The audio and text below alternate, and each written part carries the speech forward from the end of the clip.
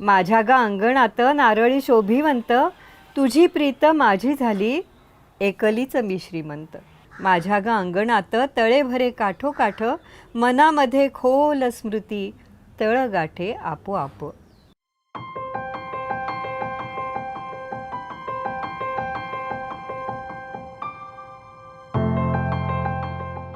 नमस्कार, मी डॉक्टर माधवी वैद्य.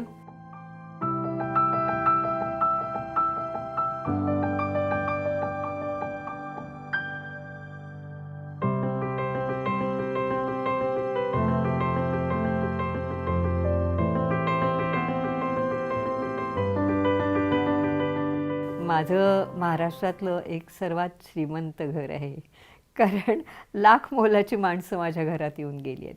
अगदी घर बांधल्या बांधल्या मी सांगितलं तुम्हाला तसं की वारज्याला अजिबातच नॉईज पोल्युशन काही नाही.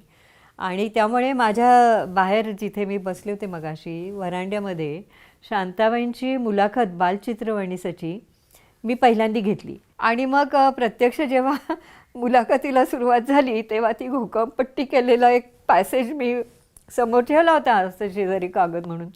आणि सुरुवात केली की आज आपल्याला महाराष्ट्राच्या प्रथितयश गीतकार वगैरे वगैरे यांच्याशी बोलायचं आहे वगैरे.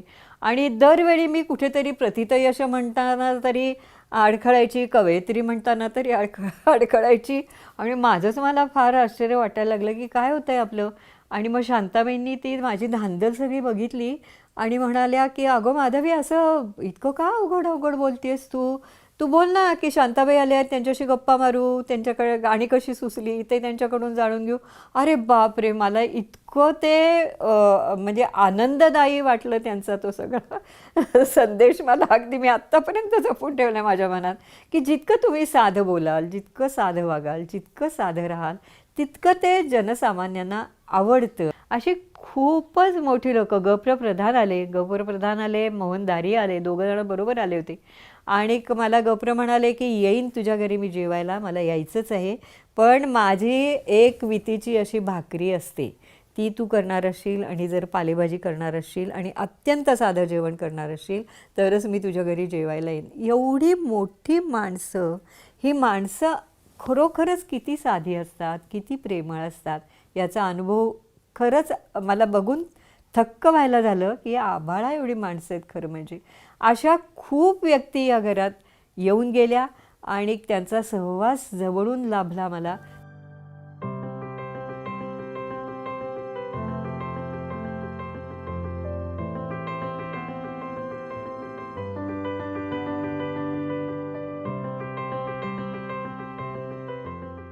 वरांड्यात बसले ना तर असं खडकवासल्याहून पाऊस येताना मला दिसायचा. किंवा एक विशिष्ट वेळ असली की पक्षी असे ज्याला टाकासारखी पिसं असतात त्याची, ती अशी उडत जायची, पश्चिमेकडून इकडे पूर्वेकडे उडत जायची. आणि मग मला ती सांगायची की आता वैद्य घरी येणार आहेत बरं का आता.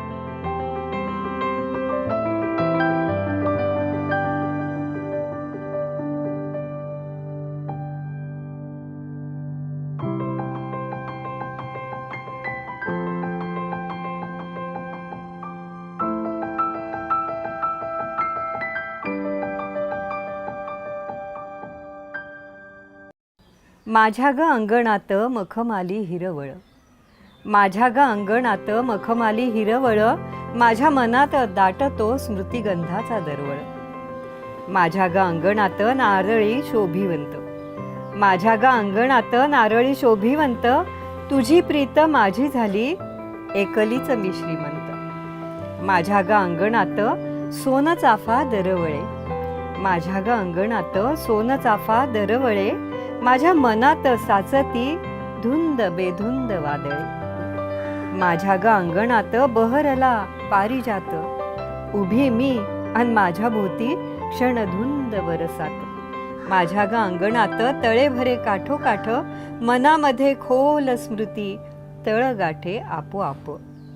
माझ्या ग अंगणात फुले सोन मोगरा, माझ्या ग अंगणात फुले सोन मोगरा, तुझ्या मनगटी कधी होता बांधला गजरा, तुझ्या मनगटी कधी होता बांधला गजरा.